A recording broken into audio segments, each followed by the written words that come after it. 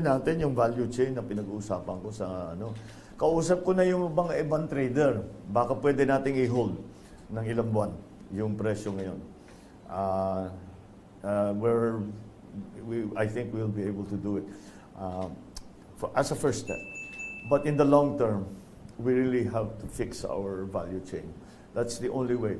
Ngayon, ang nagiging problema, one of the problems that is popping up in agriculture, yung edad ng ating mga magsasaka. I'm sure you've all seen the statistics, it's 56, 57, whatever. But that's not a good number, that's too high a number. And unfortunately, ang mga farmer mismo nagsasabi sa kanilang mga anak, huwag kang mag-farming, ang hirap ng buhay na ito. Mag-aral na lang kayo, magtrabaho kayo sa opisina. Kaya kami naghihirap dito para hindi nyo na kailangan gawin ito. And that's why young people are not coming into agriculture. Now, how do we change that? We must employ new technologies. It has to be industrial farming. It has to be, we have to, ang dami naman bago. Especially with the advent of global warming. Nakita nyo ba itong taon na ito? Naintindihan nyo ba yung weather? Kung kailan yung tag-araw, kailan yung tag-ulan. Sinasabi ng pag-asa sa atin, tag-araw ngayon, pero panay naman ang ulan. Sinasabi nila, tag-ulan na, hindi naman umuulan. So, talagang masyado na magulo. That's why we need high-tech solutions. And that will bring younger people in. Because we're not talking anymore about traditional farming only. Of course, you will still have to put seeds into the ground. But marami ng bagong technologies that are developed by younger people. And so they can get involved in agriculture again. Like I said, COVID changed everything. We cannot depend on the old system. We cannot depend on on business as usual. That would be a disaster. The pre-pandemic world is never coming back.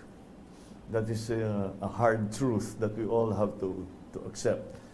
And what's coming is something that we don't quite know yet, but it's beginning to show what that will be. So in terms of agriculture, we have to move with the times, and we have to be very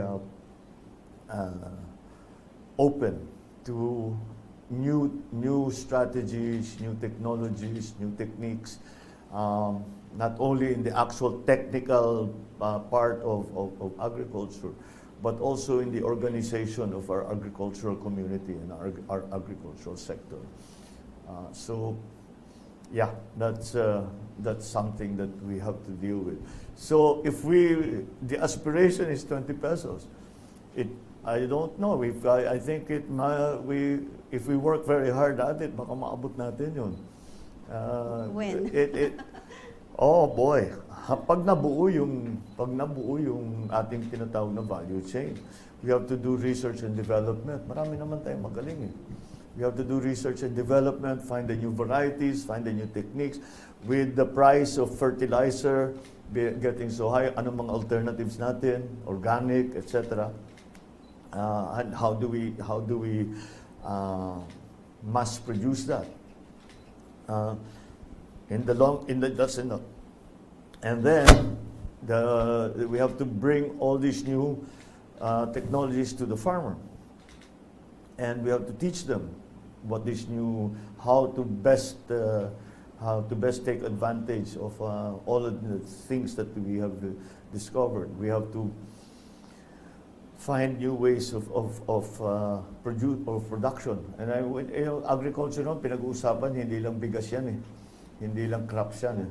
Fisheries yan at saka livestock.